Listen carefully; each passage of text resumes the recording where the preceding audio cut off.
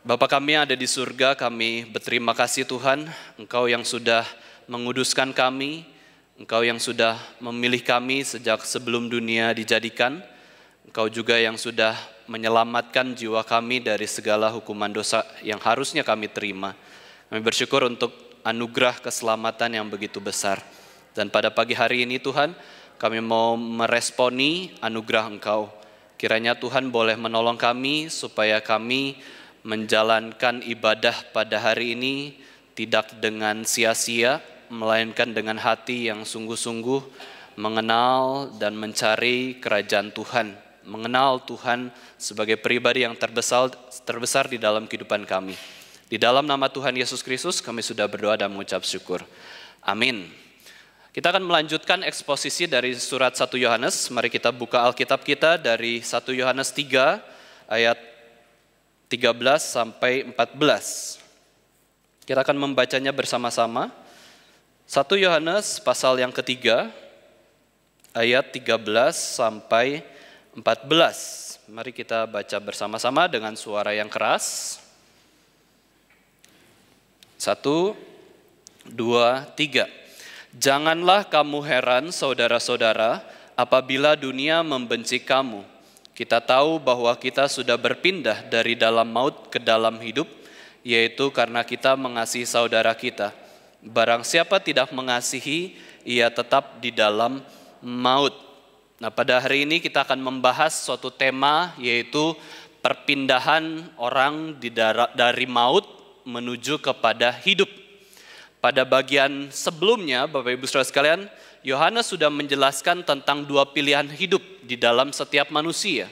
Pilihan hidup kita itu ada dibagi ke dalam dua jalan. Apakah kita mau hidup seperti jalannya Kain ataukah jalannya Habel? Jalannya Kain berarti melawan Tuhan, tidak mensyukuri anugerah Tuhan. Jalannya Kain berarti melakukan dosa, melawan Tuhan, yang membuang kebenaran. Sedangkan jalannya Habel berarti taat kepada Tuhan, mengasihi Tuhan, beribadah kepada Tuhan dengan iman yang benar yang dari Tuhan sendiri. Nah, pada bagian ini Yohanes mengkontraskan kembali dua jalan kehidupan manusia dengan cara yang berbeda, yaitu jalan kehidupan maupun jalan kematian. Di dalam dunia ini ada dua jalan kehidupan ataukah jalan kematian. Ya, jalan hidup manusia. Kalau jalan kehidupan berarti kita memilih untuk menerima Yesus Kristus sebagai Tuhan dan Juru Selamat.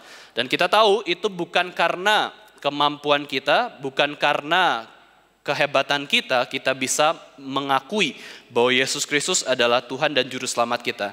Itu adalah pemberian Tuhan. Ya, pemberian Tuhan. Dan kemudian Bapak Ibu Saudara sekalian, setiap orang yang sudah diberi anugerah keselamatan tersebut akhirnya sudah ada di jalan kehidupan. Ya, mereka memilih jalan kehidupan, memilih untuk mengenal Allah, memilih untuk mengenal diri, dan juga bertobat dari segala dosa-dosa yang dilakukan. Kita memilih jalannya Tuhan, itu berarti the way of life. Setelah kita menerima anugerah keselamatan, kita pun mau mengerjakan anugerah keselamatan tersebut. Nah, ini adalah salah satu jalan yang baik. Ya. Kemudian jalan yang kedua adalah jalan kematian, yaitu apa? Orang yang memang hidup di dalam dosa. Orang yang memang tidak mau mengenal siapakah Tuhan. Yang tidak mencari kerajaan Allah dan kebenarannya. Mereka menolak segala kebenaran. Mereka tidak mau mengenal Tuhan maupun mengenal diri. Mereka hidup di dalam kedagingan. Mereka hidup di jalan iblis, the way of death. Jalan kematian akan menuju kematian yang kekal. Sedangkan jalan kehidupan akan menuju kehidupan yang kekal. Dan ini semua bukan di tangan kita sebagai manusia. Ini semua di tangan Tuhan yang berdaulat, yang berkuasa atas seluruh ciptaannya. Ya, Tuhan sudah mengatur seluruh kehidupan umat manusia. Ada yang di dalam jalan kehidupan, ada yang di dalam jalan kematian. Ini kadang-kadang kita sulit untuk mengertinya. Kenapa Tuhan memberikan dua jalan ini? Kenapa Tuhan itu menciptakan dunia ini? Kenapa Tuhan mengizinkan adanya iblis. Kenapa Tuhan mengizinkan adanya surga, adanya neraka? Kenapa Tuhan menciptakan dunia ini? Kenapa kita ada dan kenapa kita sebagai orang Kristen ada di jalan kehidupan, bukan di jalan kematian? Ini semua, Bapak Ibu saudara sekalian, kalau kita mikir kembali, sulit sekali untuk menemukan jawabannya. Sebagai manusia kita tidak bisa menemukan setiap jawaban dari pertanyaan-pertanyaan hidup kita. Tetapi ketika kita merenungkan kembali pribadi Tuhan, ketika kita merenungkan kembali karyanya Tuhan, di situ kita akan mendapatkan iman dan juga pengertian dan juga ketenangan. Kita tidak akan bertanya-tanya, karena kita bukan Tuhan. Kita sebatas mengenal apa yang Tuhan wahyukan kepada diri kita. Tuhan itu berdaulat, ya terserah Tuhan mau ngapain. Tuhan itu maha kasih, ya terserah Tuhan mau memilih siapa yang ada di jalan kehidupan dan membiarkan orang-orang, sebagian orang di jalan kematian. Dan tugas kita sebagai orang yang sudah mengenal kehidupan yang sejati adalah kita mengabarkan jalan kehidupan ini kepada orang-orang di sekitar kita. Amsal 4 di situ mengatakan bahwa jalan orang benar itu seperti cahaya fajar, kian lama bertambah terang sampai rembang tengah hari. Jalan kehidupan yang sudah kita pilih, yang sudah diberikan oleh Tuhan kepada kita, itu membuat kita itu seperti cahaya fajar. Ya, ada kejelasan, ada kebenaran, ada sukacita, ada kejelasan yang kita bisa lihat di dalam kebenaran firman Tuhan yang kita hidupi. Hidup kita itu sebagai orang yang sudah ditebus dengan darah Kristus itu seperti cahaya yang semakin terang dan memberkati banyak orang. Tetapi jalan orang fasik, pengamsal mengatakan bahwa itu seperti kegelapan, darkness. Bukan seperti cahaya yang terang, tetapi seperti kegelapan. Mereka tidak tahu apa yang menyebabkan mereka tersandung. Mereka sudah di dalam kegelapan. Mereka tidak tahu jalan apa itu. Bahkan mereka tidak menyadari mereka sedang ada di jalan kematian. Mereka tidak sadar di depan mereka ada neraka. Mereka tidak sadar apa yang mereka lakukan itu melawan Tuhan, menyakiti hati Tuhan. Mereka tidak tahu apa yang membuat mereka tersandung. Itu adalah jalan orang fasik. Mereka tidak tahu, mereka betul-betul tersesat. Nah, ini adalah dua perbedaan jalan hidup orang. Jalan kematian ataupun jalan kehidupan. Kita mau ambil jalan yang mana? Dari sekolah minggu kita sudah ada lagu ini ya. Di dalam dunia ada dua jalan. Jalan yang sempit, ya, jalan yang lebar, jalan yang sempit Tuhan berkati. Ya, jalan yang lebar jiwamu mati. Ada dua jalan di dalam kehidupan di dunia ini. Itu dari mana?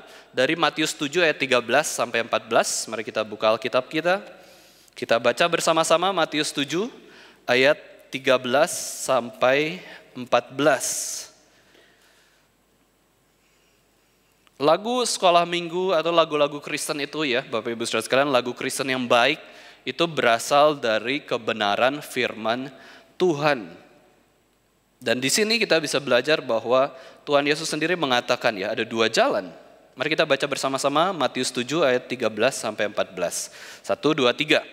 Masuklah melalui pintu yang sesak itu, karena lebarlah pintu dan luaslah jalan yang menuju kepada kebinasaan, dan banyak orang yang masuk melaluinya.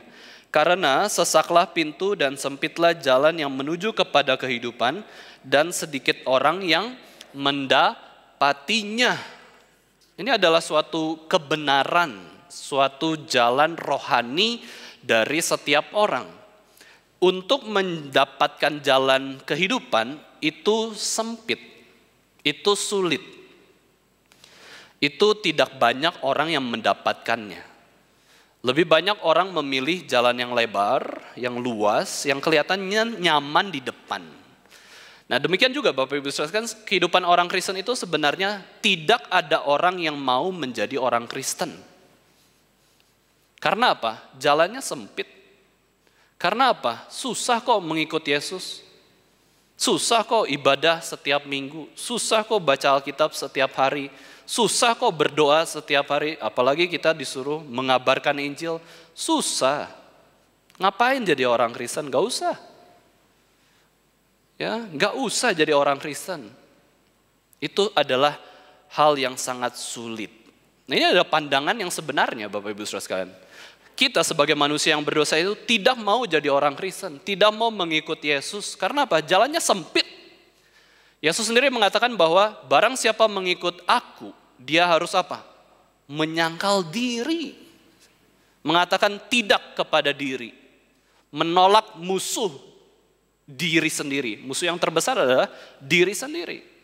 Loh, diri kok ditolak oleh diri sih? Itu adalah hal yang sulit. Bukan saja itu, mengikuti Yesus bagaimana? Memikul salib. Sudah menolak diri, pikul salib ya yang Yesus berikan. Wah, susah ya. Terus harus ikut kemana Yesus pergi. Di jalan yang Yesus jalani kita belajar mengikutinya. Yesus pakai jalan apa Bapak Ibu Saudara sekalian? Jalan salib, penuh penderitaan, penuh kesakitan, penuh kesulitan, penuh penganiayaan. Oh, orang Kristen harus mengikuti jalan Yesus? Iya, betul. Maka dari itu, manusia yang berdosa pasti menolak untuk menjadi orang Kristen. Pasti menolak. Ngapain jadi orang Kristen sih?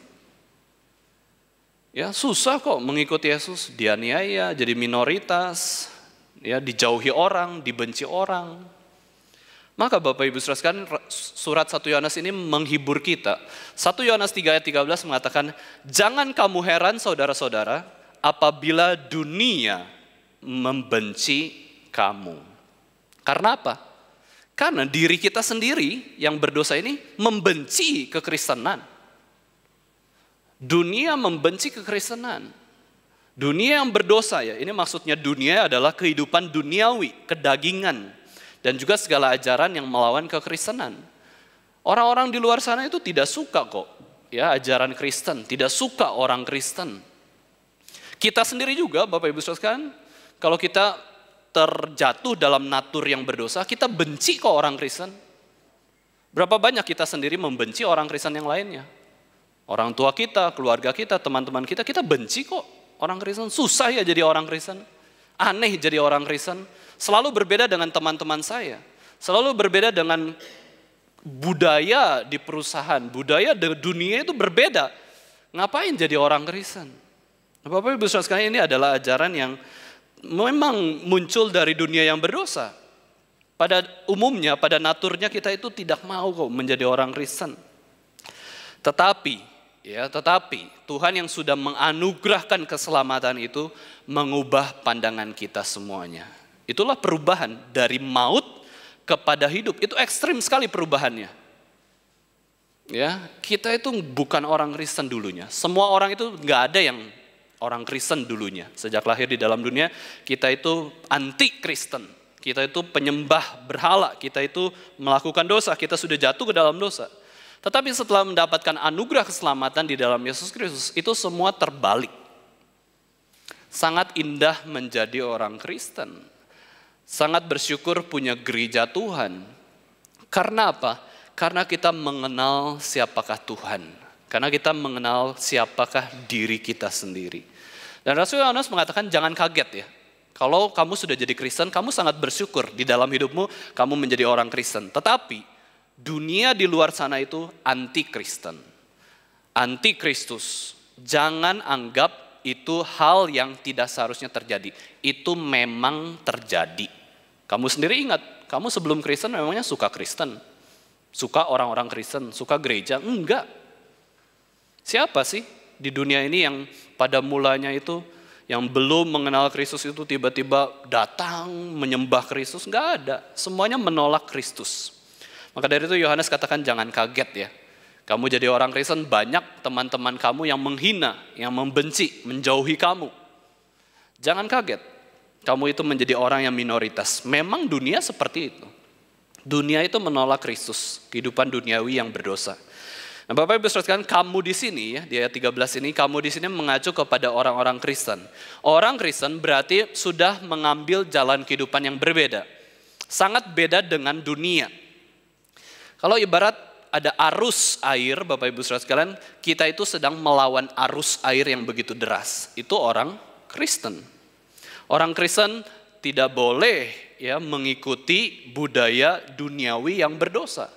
Orang Kristen menjauhi narkoba, orang Kristen menjauhi seks bebas, orang Kristen menjauhi foya-foya, pesta pora, judi. Orang Kristen tidak menikmati perbuatan dosa. Karena apa? Karena orang Kristen sudah dikuduskan oleh Yesus Kristus. Orang Kristen sudah berpindah dari jalan maut menuju jalan kehidupan. Kita itu adalah menjadi orang yang lawan arus terus, lawan tren.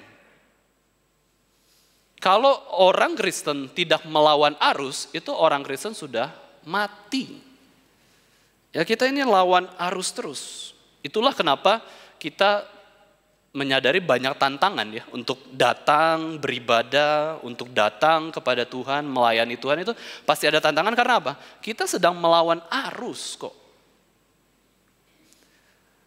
Di dalam seluruh dunia, Bapak Ibu Saudara sekalian, hanya sebagian kecil kan, Alkitab mengatakan, Yesus sendiri mengatakan, sebagian kecil yang memilih jalan yang sempit.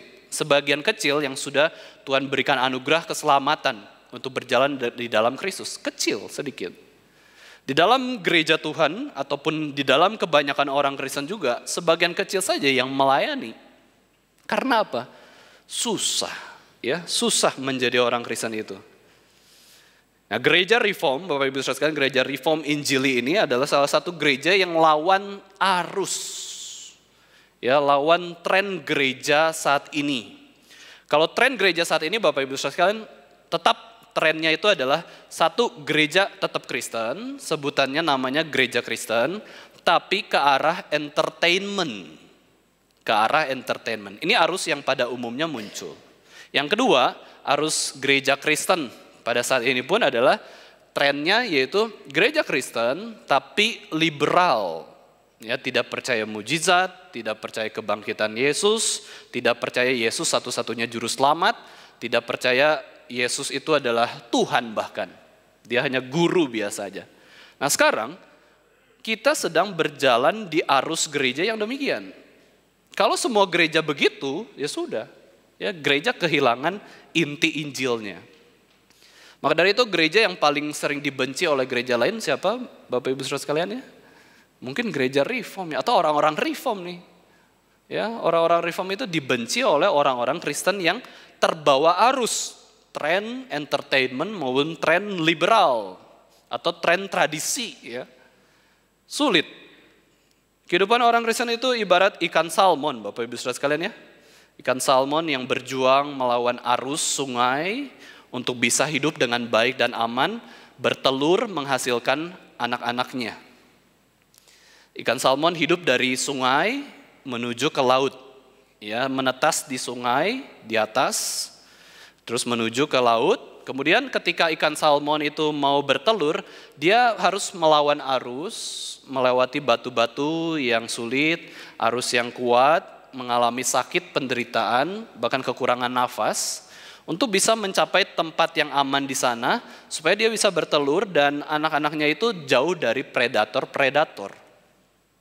Demikian juga kita juga ya, melawan arus supaya apa? Supaya kita bisa hidup dengan nyaman, hidup dengan tenang, menghasilkan buah di hadapan Tuhan, dan kita menjadi orang Kristen yang berbuah. Kita lawan arus apa saja Bapak Ibu Saudara sekalian? Orang Kristen melawan arus ateisme.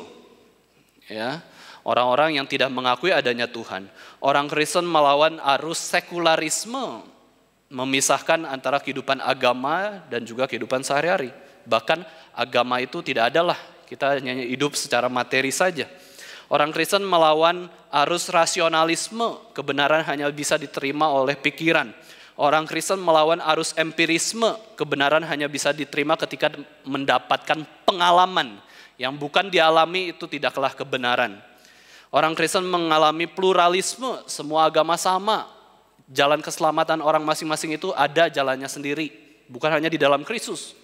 Orang Kristen melawan arus liberalisme, hedonisme, materialisme, gerakan zaman baru.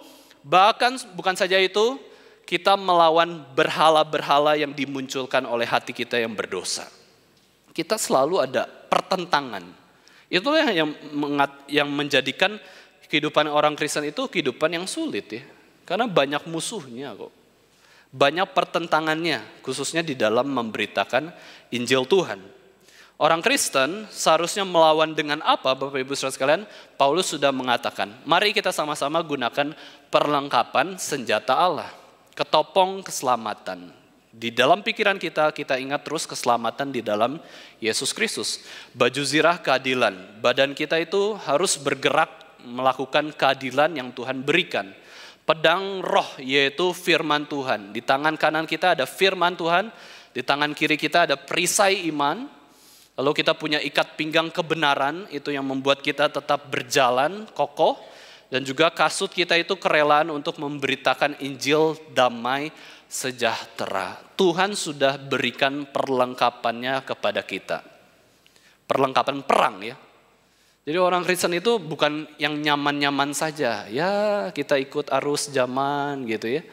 Gak ada gerakan, gak ada pertentangan, gak ada kesulitan, gak ada hidup mati. Kita itu digambarkan rohani kita sebagai peperangan. Dan Yohanes katakan, jangan kaget kalau ada orang yang melawan kamu. Kalau ada orang yang marah kepada kamu.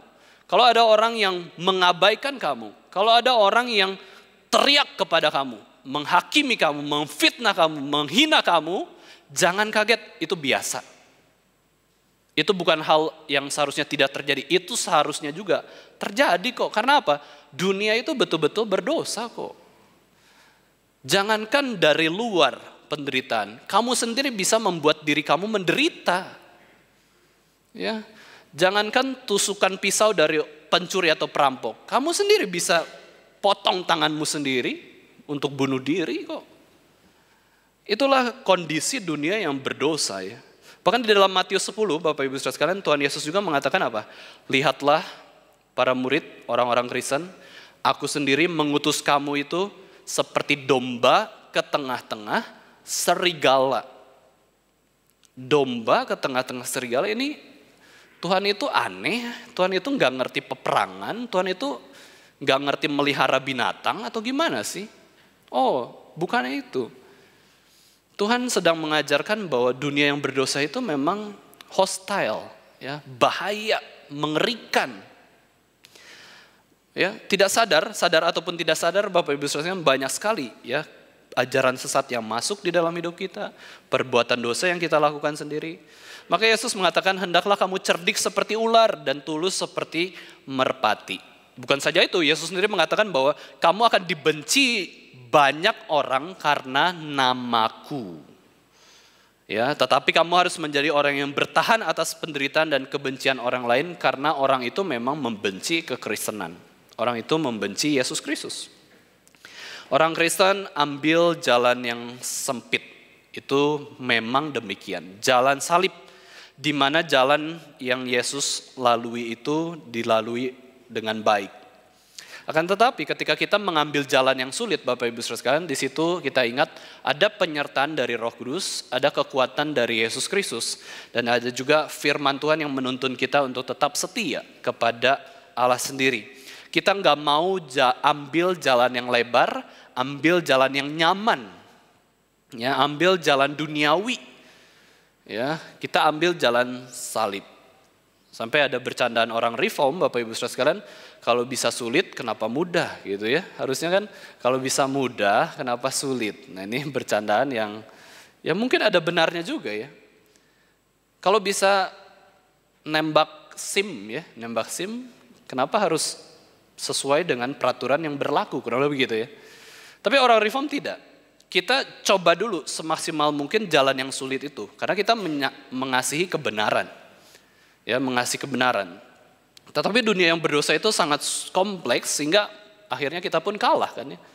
Ya kita ya udahlah nembak SIM motor, SIM mobil ya, biar cepet. Tapi tidak demikian. Mungkin ada orang-orang yang berhasil juga ya. Berkali-kali ya latihan, ujian, dan akhirnya berhasil tanpa harus jalur yang lebar, yang nyaman, tetapi mengikuti jalur yang sempit. Nah ini jalan salib, jalan kebenaran, harus hidup benar, harus hidup jujur, harus tidak boleh berdosa, mengikuti jalan yang Yesus jalani. Nah Bapak Ibu Saudara sekalian, konteks kesulitan dan penderitaan di dalam 1 Yohanes itu adalah dari dua. Ini sudah kita bahas terus di dalam surat 1 Yohanes, yaitu kesulitan komunitas Kristen, kesulitan jemaat Kristen pada waktu zaman itu adalah dari dalam sendiri ada pengajar-pengajar yang sesat. Pengajar-pengajar yang mengajarkan bahwa Yesus bukan Tuhan. Pengajar-pengajar yang mengatakan keselamatan itu harus ditambah perbuatan baik, bukan hanya karena anugerah Tuhan. Itu dari dalam gereja mengalami ajaran yang sesat. Dari luar ada komunitas yang membenci dan iri hati kepada komunitas yang baru berkembang ini, yaitu komunitas Kristen. Dan kita tahu di dalam sejarah budaya Alkitab ya, di dalam konteks surat 1 Yohanes ini, dua budaya yang sangat besar itu muncul dengan budaya yang sangat baik, sangat maju, sangat berkembang, yaitu adalah budaya Yunani maupun budaya Yahudi. Nah, kekristenan muncul dari dua budaya yang sangat agung, sangat bagus, dan kekristenan muncul sebagai gereja, sebagai kepercayaan, dan membentuk budaya sendiri yang berbeda dengan budaya Yahudi maupun budaya Yunani. Oleh karena itu, kekristenan dilawan oleh budaya Yunani maupun budaya Yahudi. Nah, penafsir mengatakan penderitaan, kesulitan yang dialami oleh gereja saat itu adalah mereka mengalami penolakan sosial dari keluarga mereka sendiri maupun dari komunitas mereka sendiri. Ada yang dulunya orang Yahudi jadi Kristen, mereka ditolak di komunitas Yahudi. Ada yang dulunya orang Yunani kemudian menjadi Kristen, mereka ditolak oleh komunitas orang Yunani. Itu namanya adalah istilahnya ostrasisme. Ostrasisme berarti apa? Pengucilan. Pengucilan. Kamu sudah jadi Kristen kan? Ya sudah, kamu sudah beda dengan orang Yunani maupun Yahudi. Kamu sudah ke gereja Reform kan? Sudah beda dengan kami yang gereja-gereja mainstream. Kamu dikucilkan, kamu tuh orang aneh. Ya, budaya kamu tuh berbeda sekali, ajaran kamu tuh sesat. Mereka mengalami ostrasisme, pengucilan, ekskomunikasi, kayak gitu ya. Yohanes katakan bersiaplah, ya, hiduplah dengan kondisi saat itu. Dunia yang membenci kamu. Yohanes juga mempersiapkan kekristenan untuk menghadapi penganiayaan yang dilakukan oleh kekaisaran Romawi. Jadi kita tahu ya, setelah surat 1 Yohanes ini ditulis, beberapa tahun kemudian itu penganiayaan akan terjadi lebih besar dari kekaisaran Romawi. Kaisar Nero dan lain-lain itu menganiaya orang Kristen dengan luar biasa. Ya, orang-orang Kristen diingatkan oleh surat ini, ya firman Tuhan ini, jangan heran, jangan kaget. Beberapa tahun lagi Bapak Ibu sekalian, Indonesia mengalami pergolakan politik. Bisa jadi kekristenan akan mengalami penganiayaan, who knows? Bisa terjadi, bisa juga tidak. Ya, kekristenan pernah mengalami ya, di Indonesia khususnya ada pergejolakan, penolakan pembangunan gereja, penganiayaan orang Kristen sampai saat ini pun masih terjadi, Bapak Ibu Saudara sekalian. Tapi mungkinkah ke depan itu akan terjadi lebih buruk? Mungkin saja. Zaman gereja mula-mula saja terjadi penganiayaan yang lebih buruk. Apa privilege kita tidak mengalami penganiayaan yang lebih buruk? Mungkin. Dan dari firman Tuhan ini mengatakan bersiaplah, jangan heran, ya, jangan kaget, jangan bingung. Bersiaplah jadi martir Kristus, bersiaplah menjadi saksi Kristus yang setia. Kita menderita karena firman Tuhan, karena iman kita itu bukanlah penderitaan yang salah, bukanlah penderitaan yang hina, melainkan penderitaan yang agung, yang kudus, karena kita taat kepada firman Tuhan. Karena kita setia kepada Kristus, pasti ya banyak orang itu menghina kok. Kok kamu bisa tekun sih? Ya, baca Alkitab, berdoa, sudahlah nggak usah ibadah ke gereja hari Minggu. Itu adalah penderitaan karena melayani Kristus, harus tetap setia. Selanjutnya 1 Yohanes 3 ayat 14, di situ dikatakan bahwa kita tahu kita sudah berpindah dari dalam maut ke dalam hidup, yaitu karena kita mengasihi saudara kita. Barang siapa tidak mengasihi, ia tetap di dalam maut. Bahasa Inggrisnya ya. We know that we have passed out of death into life because we love the brothers. Whoever does not love abides in death. Nah, di sini Yohanes menjelaskan dengan lebih jelas lagi bahwa kita itu sudah tahu. Hai orang-orang Kristen, ini adalah pengajaran yang lama, yang sudah tahu. Kita itu sudah diselamatkan, kita itu sudah berpindah dari maut kepada hidup. Karena apa? Karena kita punya bukti atau tanda, yaitu kita mengasihi saudara-saudara kita. Kita punya kehidupan yang penuh kasih kepada Kristus maupun kepada sesama. Itu adalah suatu bukti kita itu sudah berpindah dari maut menuju kehidupan. Dari kematian kekal menuju kehidupan yang kekal. Yaitu tandanya apa? We love the brothers. Kita mengasihi saudara-saudara kita. Ayat yang serupa dengan ayat ini, mari kita buka Alkitab kita dalam Injil Yohanes 5 ayat 24. Injil Yohanes pasal yang kelima ayat 24 kita baca bersama-sama. Ini adalah firman atau ayat yang serupa ya. Yohanes 5 ayat 24. 1, 2, 3. Aku berkata kepadamu, sesungguhnya barang siapa mendengar perkataanku dan percaya kepada Dia yang mengutus aku, ia mempunyai hidup yang kekal dan tidak turut dihukum karena ia sudah pindah dari dalam maut ke dalam hidup. Kita sudah mengalami perpindahan rohani. Ya, ini adalah perpindahan rohani. Dan kita dikatakan ya oleh Yohanes kepada pembacanya itu adalah kita sudah tahu. Ya, kita sudah tahu kebenaran ini. Tetapi kenapa Yohanes memberitahu lagi? Kalau memang sudah tahu. Kita sudah tahu tentang Yesus, kita sudah tahu tentang gereja, kita sudah tahu tentang doktrin Alkitab, doktrin gereja, doktrin manusia, doktrin Roh Kudus, doktrin Kristus dan lain-lain. Kenapa perlu dikasih tahu lagi?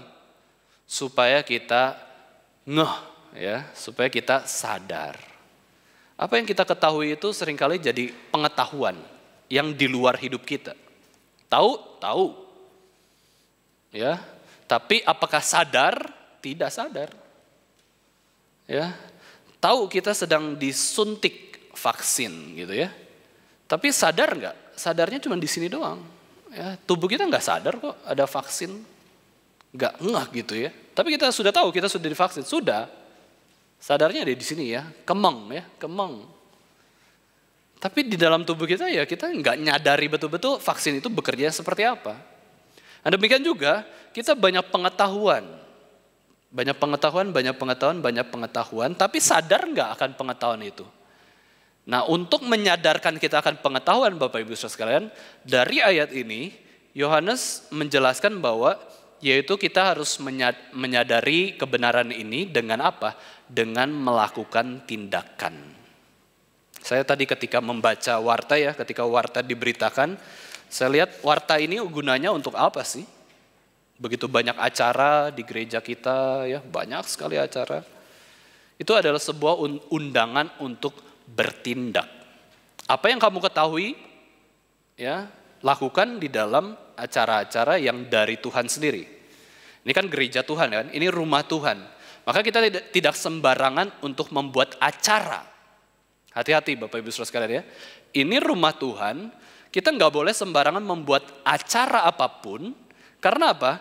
Karena acara apapun itu adalah wujud bagaimana kita melakukan apa yang sudah kita ketahui di dalam firman Tuhan.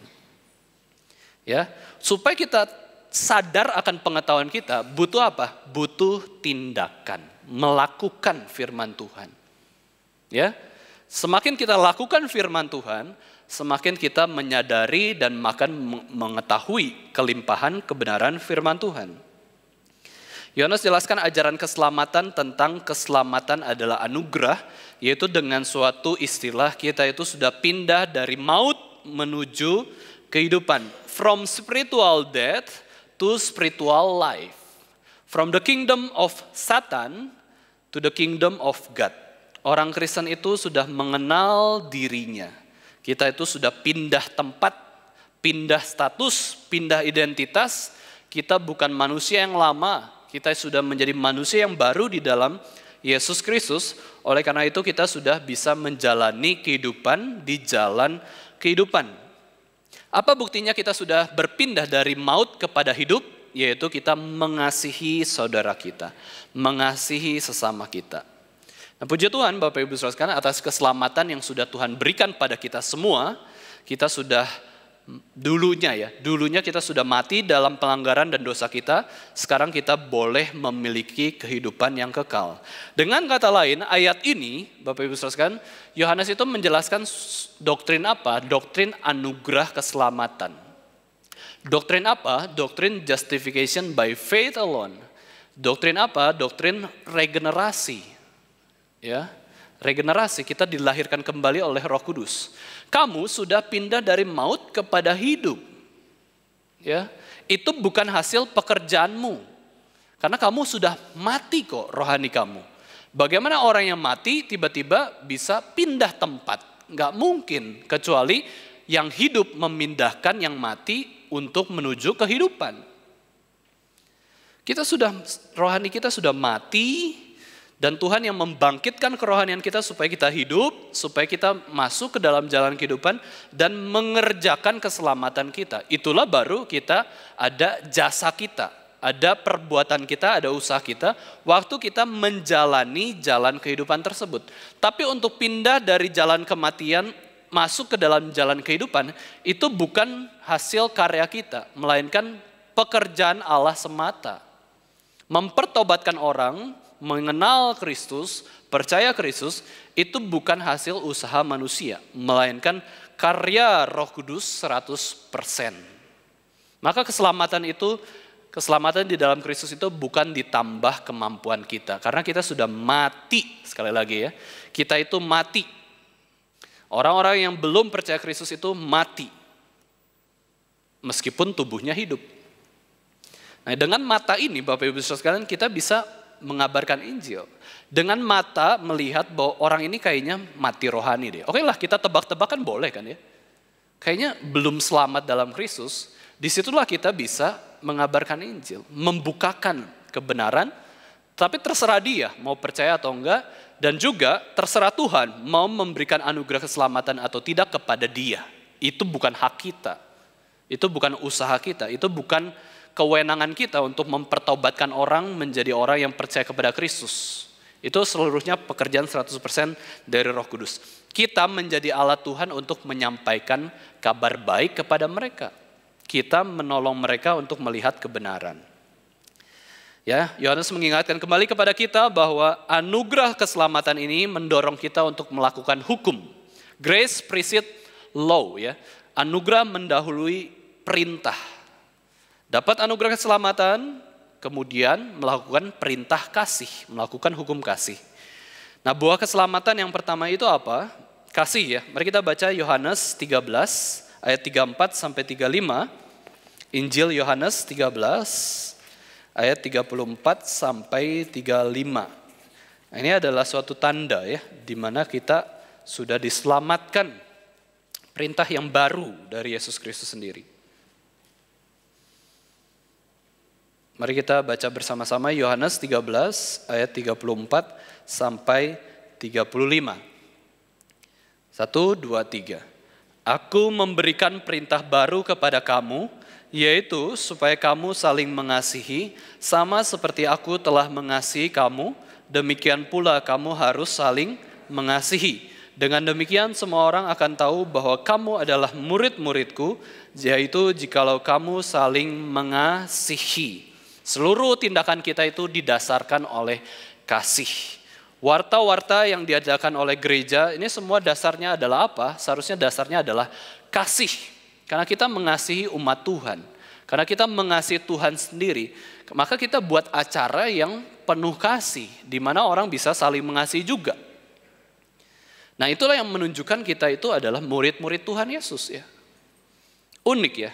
Rasul kasih, yaitu Yohanes ya, disebut di dalam sejarah gereja, Yohanes adalah rasul kasih. Dia menjelaskan tentang kasih. Penekanannya dalam seluruh tulisan-tulisannya adalah soal kasih. Dan bagaimana orang Kristen menunjukkan dirinya adalah orang Kristen, adalah pengikut Kristus, yaitu hidup penuh kasih. Ada kasih, ya, ada suatu pemberian, baik secara moral baik secara rohani maupun secara materi. Kita belajar untuk memberi. Itu namanya kasih kan ya. Kasih itu memberi. Di dalam 1 Korintus 13 itu penjelasan tentang kasih itu begitu limpah. Kita bisa membacanya, kasih itu apa? Kasih itu adalah segala yang baik.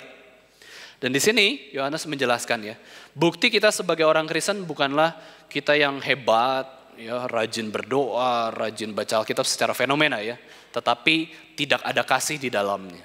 Melainkan kita hidup penuh kasih dan kasih itu mendorong kita untuk menjalankan disiplin-disiplin rohani.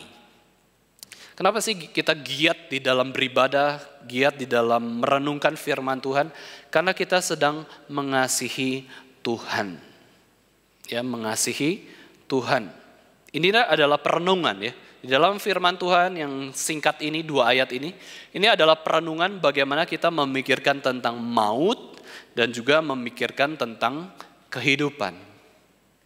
Kalau kita merenungkan tentang maut, Bapak Ibu Saudara sekalian ya, itu adalah sesuatu hal yang sebenarnya kita hindari. Tidak ada orang yang tidak ingin dibebaskan dari kematian, baik secara fisik maupun secara rohani. Tetapi yang paling mudah kita mengerti adalah kematian secara fisik ya. Ya, kita pernah mengalami rasanya takut mati, ya kan? Baru-baru ini di Indonesia banyak kasus kematian ya Bapak Ibu Saudara sekalian. Kematian yang rumit sekaligus kematian yang sederhana. Kematian yang rumit adalah satu anggota polisi, ya. Itu satu anggota polisi saja membuat rumit seluruh Indonesia, ya. Karena apa? Kematiannya itu dilakukan oleh pejabat polisi di rumah petinggi polisi, terus banyak pengaturan yang licik mengubah semua ceritanya, alurnya, ya. Itu menjadi sebuah apa sih kalau kita ikuti, mungkin Bapak Ibu Saudara sekalian ada yang mengikuti juga. Ya, seru ya ini kematian satu orang pemuda umur 27 tahun, seorang polisi, terus begitu banyak politiknya. Tapi sebenarnya itu ya fakta dunia, kebenaran dunia. Tetapi seharusnya itu membawa kita untuk perenungan akan kematian. Kita diingatkan kembali bahwa manusia itu bisa mati dan akan mati secara fisik. Kita lemah. Ya, dan ketika kita menghadapi kematian, kita harus menghadapi dengan bagaimana? Ya. Kemudian ada juga kematian yang sederhana Bapak Ibu Saudara sekalian, tapi membuat kita juga sedih ya. Saya juga sedih ketika baca berita itu di dalam 17 Agustusan ya, ada lomba apa? Panjat pangkal pinang ya. Ya, panjat apa? Pohon pinang ya. Panjat pinang ya. Seru kan? Seru. Ini ada pemuda, sekali lagi itu lomba untuk pemuda ya. Lomba untuk pemuda, manjat, naik ke atas, itu saja penuh kematian ya, risiko kematian. Kalau jatuh saja itu banyak kematian terjadi. Ini dia naik ke atas, kemudian di situ di daerah itu, pohon pinang itulah yang paling tinggi. Dan dia disambar petir, mati. Kematian yang aneh sih ya menurut saya. Lagi lomba happy-happy acara 17 Agustusan meninggal. Ada lagi juga ya ibu-ibu balap karung nih. Habis melahirkan tapi 2 bulan setelah melahirkan si ibu ini, saya ingin meramaikan masyarakat sekitar, saya ikut lomba balap karung ya. Baru melahirkan udah loncat-loncat gitu ya dengan penuh tenaga. Pingsan, masuk rumah sakit, mati. Kalau mau lihat kematian itu kita pasti nggak mau lah, hindari ya. Ngapain sih mati ya? Kalau bisa hidup lebih lama kenapa nggak hidup lebih lama? Terutama sehat. Tetapi Bapak Ibu Saudara sekalian, perenungan akan kematian ini seharusnya membawa kita kepada kehidupan yang lebih bijaksana dan juga pencarian akan solusi. Waktu kita mati, kita itu akan lanjutnya kemana? Ya, lanjutnya kemana? Bagaimana kita menghadapi kematian yang natural itu? Bisa dengan sukacita juga. Kenapa kita menghadapi kelahiran semua orang bersukacita? Ya lahirnya normal ya. Tapi kematian ini, anggap ya kematian juga itu normal karena sudah tua, ada sakit yang memang karena sudah tua. Bagaimana kita menghadapi kematian itu dengan siap, dengan hati yang tenang? Itu karena apa? Ya karena kita sudah punya jaminan keselamatan di dalam Yesus Kristus. Kita punya solusi bahwa rohani kita sudah pindah dari maut kepada kehidupan, maka kita menghadapi kelahiran maupun kematian manusia yang secara fisik itu dengan tenang, dengan teguh, dengan kuat. Semua itu di dalam tangan Tuhan. Itulah kenapa kematian bagi orang Kristen itu bukanlah suatu penderitaan yang terlampau besar, melainkan suatu gerbang yang menuju ke surga. Maka kita kalau itu adalah suatu gerbang menuju ke tempat yang lebih baik, kita embrace that. Ya, kita memeluk kematian, ya sudah. Kalau memang sudah waktunya mati, mati. Kalau waktunya hidup, hidup dengan baik. Nah, itu mempersiapkan kita ya. Kita belajar untuk siap. Itu perenungan akan kematian Bapak Ibu Saudara sekalian. 2 tahun yang lalu kita sudah dihajar bahkan diajar oleh Tuhan dengan corona yang menimbulkan banyak kematian. Ayo coba merenung kembali tentang kematian kita itu bagaimana. Di dalam Speak Antropologi kemarin Bapak Ibu Saudara sekalian itu menjelaskan ya, Pendeta Stephen Tong menjelaskan juga tentang manusia. Siapakah manusia itu? Sumber manusia itu dari mana? Kita perlu tahu. Dan tujuan akhir manusia itu kemana? Kita akan harus tahu. Kalau kita mengetahui siapakah diri kita, kita tahu sumber kita dari mana, dan kita tahu tujuan akhir kita akan kemana, maka kita akan menjalani proses kehidupan ini dengan baik dan bijaksana sebagai manusia seutuhnya di hadapan Tuhan. Maka dari itu Bapak Ibu Saudara, mari kita sama-sama ya memikirkan dan juga mensyukuri anugerah keselamatan yang begitu besar, bahwa Tuhan itu sudah memberikan keselamatan kepada kita, membawa kita secara rohani ya, berpindah dari maut menuju hidup yang kekal. Jangan heran bila dunia membenci orang Kristen. Bila dunia menjauhi kita, menghina orang Kristen, menghancurkan gereja, mengabaikan kita, kita harus siap. Ya, itu kita harus siap. Itu adalah hal yang terburuk yang dialami orang Kristen. Maka konsep kita Bapak Ibu Saudara sekalian, dibenci itu biasa. Ya, tidak disukai orang itu biasa lah. Khususnya berkaitan dengan iman Kristen ya. Bukan karena dosa kita ya. Kitanya memang jengkel ya, menjengkelkan orang, nyebelin gitu ya, udah memang kita dijauhi orang. Tapi kalau kita sudah baik-baik, kita menjadi orang Kristen yang ngajakinnya ke gereja, bukan ngajakinnya main gitu ya, atau berbuat dosa, terus orang menjauhi kita. Apa sih ganggu-ganggu saya terus gitu ya, menolak kita, biasa. Ya nggak apa-apa. Kita dijauhi orang, dianggap orang aneh, ngajakinnya ke gereja terus ya. Di gereja tuh ada apa sih? Saya nggak dapat uang, nggak dapat nama gitu ya. Nggak apa-apa ya, kita dibenci orang itu nggak apa-apa. Tetapi ingat, kalau kita berbuat baik, taunya ada orang yang menghargai kita. Ya, menghargai kita, mengasihi kita, kita padahal mengabarkan Injil kepada mereka. Terus ada orang itu tersenyum, menghargai kita, terima kasih, memperhatikan saya. Itu adalah anugerah, itu privilege, hak istimewa yang Tuhan berikan kepada kita. Waktu kita melayani Kristus, dibenci itu harus biasa. Bukan hal yang heboh, wah saya dibenci nih, kaget, saya gak mau melayani lagi lah. Kaget gitu ya, pelayanan di gereja itu orang-orangnya gini toh ya, wah aneh-aneh, unik-unik, antik-antik. Gak usah kaget, memang gitu ya. Memang banyak pertentangan, banyak kesulitan, banyak gesekan. Itulah kenapa firman Tuhan mengatakan besi menajamkan besi, sesama menajamkan sesamanya. Kita saling mengasah, saling menjadi serupa dengan Yesus Kristus. Jadi jangan heran kita dibenci oleh dunia yang membenci kekristenan. Tetapi kalau dunia yang membenci kekristenan itu menerima kita, itu adalah anugerah. Kita patut bersyukur kepada Tuhan. Bapak Ibu Saudara sekalian, ada sebuah lagu yang dibuat dari Mazmur 27 ayat 11. Mazmur itu mengatakan, tunjukkanlah jalanmu kepadaku ya Tuhan, dan tuntunlah aku di jalan yang rata oleh sebab seteruku. Pemazmur memohon suatu permohonan yang rohani, yang baik, yaitu apa? Show me thy way. Tunjukkanlah aku jalanmu Tuhan, jalan kehidupan itu. Ya, jalan kehidupan itu tunjukkan kepadaku, tuntunlah aku di jalan yang rata. ya, di jalan yang rata, oleh karena musuhku itu seringkali menyandung aku, mempersulit jalanku untuk bisa hidup serupa dengan Kristus, untuk bisa jalan di jalan Kristus. Maka tunjukkanlah jalanmu kepadaku. Ini berarti kita mau melakukan apa yang menjadi kehendak Tuhan. Ya, tunjukkan jalan. Di dunia ini hanya ada dua jalan, sederhana ya. Jalan Kristus atau jalan kematian. Kita sudah di dalam Kristus memiliki jalan Kristus.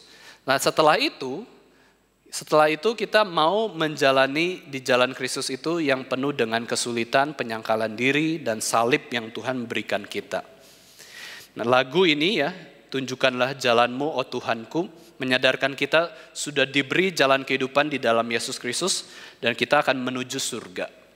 Bapak Ibu Saudara sekalian, kita sebagai orang Kristen, kita itu tahu siapakah diri kita.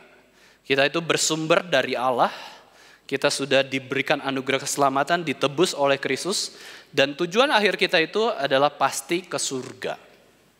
Pasti bersama dengan Yesus Kristus. Tetapi kita masih hidup di dalam dunia ini. Maka dari itu, dunia ini penuh dengan pilihan-pilihan. Ya, penuh dengan pilihan, ya dua jalan pilihan ya. Apakah kita memilih jalan yang salah ataukah jalan yang benar? Jalan di mana Yesus berjalan ataupun jalan di mana kehendak kita sendiri yang jadi, bukan kehendak Tuhan. Dengan berjalan di jalan Tuhan, kita sedang mengerjakan keselamatan yang Tuhan berikan. Nah, kiranya kita bisa diberikan terus bijaksana ya. Ketika ada pilihan di depan kita, kita bisa memilih yang terbaik di antara yang terbaik. Sebagai orang Kristen, kita tidak pilih lagi mana yang baik, mana yang buruk. Bukan lagi. Sebagai orang Kristen, kita memilih lagi mana yang lebih baik di antara semua yang baik. Ya, dengan dasar kebenaran firman Tuhan, kita melihat semua pilihan itu. Kalau yang baik dengan baik, ya kita tidak akan terlalu sulit memilihnya. Ini baik, ya kita cari yang lebih baik. Ya, tetapi orang-orang yang tidak mengerti kebenaran dan kebaikan itu mereka masih pilih, saya pilih yang buruk atau yang baik gitu ya. Orang Kristen harus lebih maju lagi. Ya, kita sudah menolak semua hal yang berdosa, semua hal yang buruk. Kita pilih yang baik di antara yang baik. Kita serahkan kepada Tuhan dan kita boleh sungguh-sungguh percaya segala pilihan kita itu sudah di tangan Tuhan. Segala pilihan kita itu sudah di tangan Tuhan yang berdaulat. Karena kita sudah menggumulkannya. Maka marilah kita berjalan Bapak Ibu Saudara sekalian bersama dengan Tuhan sambil memegang tangan Tuhan dan melihat kepada Kristus untuk memilih segala pilihan yang ada di depan kita, di masa yang depan kita. Bapa kami yang ada di surga, kami mengucap syukur Tuhan, Engkau sudah memanggil kami untuk merayakan hari Sabat. Kami bersyukur boleh mengenal Engkau sebagai Tuhan dan Juru Selamat kami, Allah yang baik, Allah yang berdaulat di dalam kehidupan kami. Dan juga Allah yang memberikan kami kehendak bebas, di mana di dalam dunia ini kami bisa memilih jalan-jalan yang ada di depan kami. Ampunilah kami Tuhan atas dosa-dosa kami, kiranya kami boleh senantiasa berjalan di jalan Tuhan, jalan yang baik, jalan yang benar, meskipun ada kesulitan dan tantangan ketika kami menaati firman Tuhan, kiranya Tuhan yang kuatkan kami dan Tuhan yang pelihara kami. Di dalam nama Tuhan Yesus Kristus, Tuhan dan Juru Selamat kami yang hidup, kami sudah berdoa dan mengucap syukur. Amin.